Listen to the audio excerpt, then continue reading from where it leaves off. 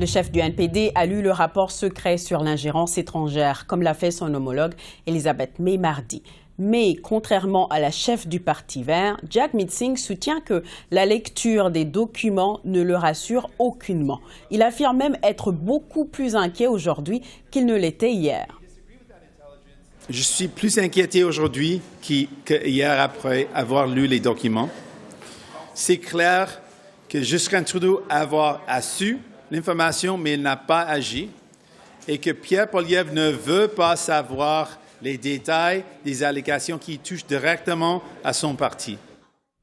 J'en discute avec Michel Junot-Katsuya, ex-directeur du bureau Asie-Pacifique pour le SRS. Bonsoir, Monsieur Junot-Katsuya. Bonsoir. Alors, comment vous réconciliez les deux versions de Mme May et M. Singh? Comment est-ce qu'ils peuvent avoir des conclusions si différentes? Il y a définitivement une certaine interprétation personnelle qui ne peut pas être négligée. Mais il faut comprendre aussi que M. Singh représente une communauté, la communauté sikh, qui a été particulièrement ciblée par les activités des services de renseignement indiens en sol canadien.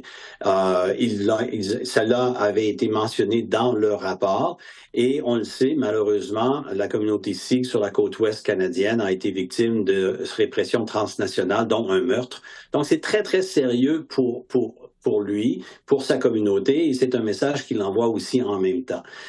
Mais c'est vrai aussi qu'il y a aussi un peu de déni que l'on constate déjà depuis 2 ans lorsque les informations sont sorties dans les médias, déni de la part du gouvernement actuel ou de tenter de minimiser aussi l'importance. Mais là, lorsque l'on voit, c'est un comité non partisan qui a unanimement conclu qu'il y avait des problèmes, un problème sérieux au niveau de candidats ou de députés élus passés et présents qui ont collaboré intentionnellement, et ça, on souligne le mot, intentionnellement, volontairement avec des services de renseignement étrangers. Et ça, c'est très, très, très problématique.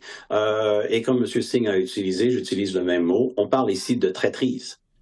Je vais vous parler du déni dont vous parlez là. Le chef du NPD dit que les chefs libéraux et conservateurs ne veulent pas prendre d'action parce qu'ils veulent protéger leur propre parti, qu'ils mettent les intérêts de leur parti avant ceux du pays. Est-ce que vous partagez son analyse? Je crois que oui. Je crois que oui, malheureusement. Lorsqu'on voit le comportement qui est totalement diamétralement opposé entre M. Trudeau et M. Poilievre, on voit M. Poilievre éviter de vouloir aller à l'information parce que peut-être il découvrirait, certainement parce que j'ai enquêté sur les dossiers, il découvrirait des choses qui vont affecter son parti en particulier. Dans le cas de M. Trudeau, c'est évident. On a déjà eu des preuves, dont M. Hang Dong, pour ne nommer qu'un seul, qui lui aussi a été révélé comme un collaborateur d'une certaine manière avec les services de renseignement étrangers chinois. Donc, on peut voir que ces deux partis ont politisé et rentré une dose de partisanerie préélectorale, je dois le souligner, qui est nuisible à l'heure actuelle. Et ça, c'est un manque de leadership flagrant de la part des deux leaders, parce qu'on parle de la sécurité nationale, on parle de la crédibilité de nos institutions, on parle aussi de l'intégrité de notre système démocratique, comment on est observé par nos collègues et nos alliés étrangers.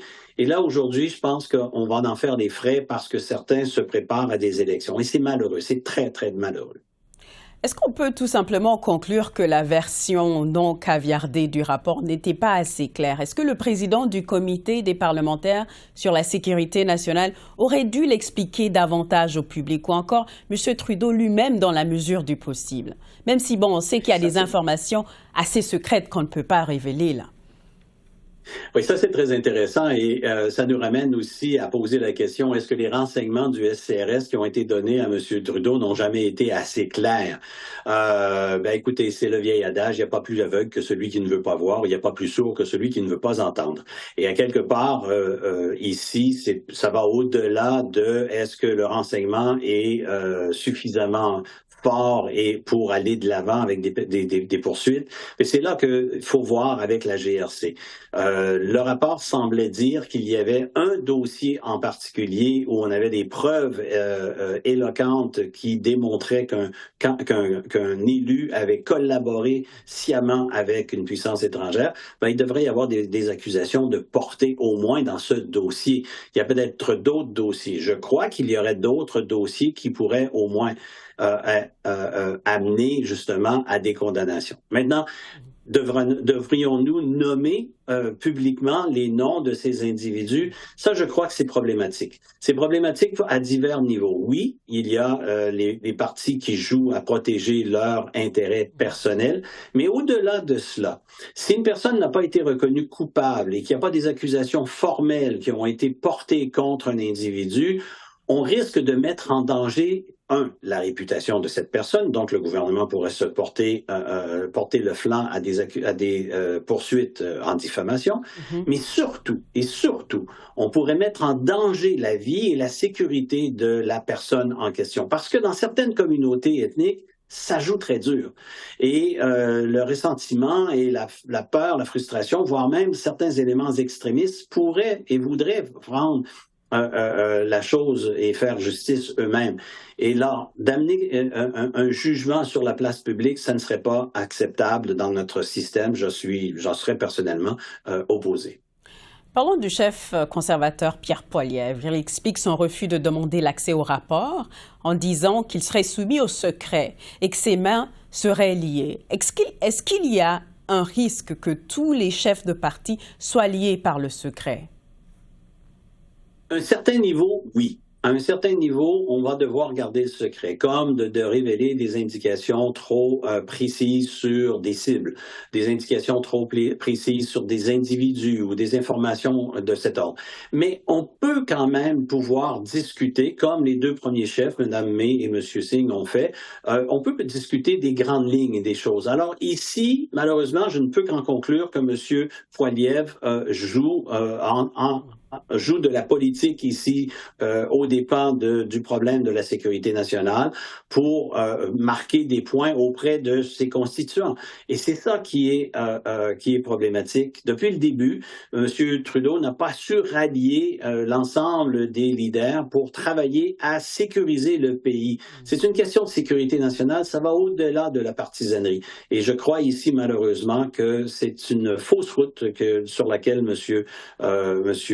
Poilievre chemine à l'heure actuelle. Et pour le cas des libéraux, le ministre des Institutions démocratiques, Dominique Leblanc, va confier à une commission d'enquête permanente le soin d'examiner ces allégations de collusion entre députés et agents étrangers, mais il n'accepte pas la demande de donner à la commissaire Marie-Josée Hogg le pouvoir de nommer publiquement les députés impliqués. Pourquoi, selon vous? Ici, il y a toutes sortes de choses qui peuvent rentrer en considération. Évidemment, Mme Hogg a un temps limité pour pouvoir examiner des choses et elle a déjà un agenda quand même assez chargé. Déjà, il y a plusieurs questions très importantes qui ont été soulevées lors des témoignages et elle a refusé d'aller dans certaines directions, particulièrement avec la résistance présentée par les avocats du gouvernement.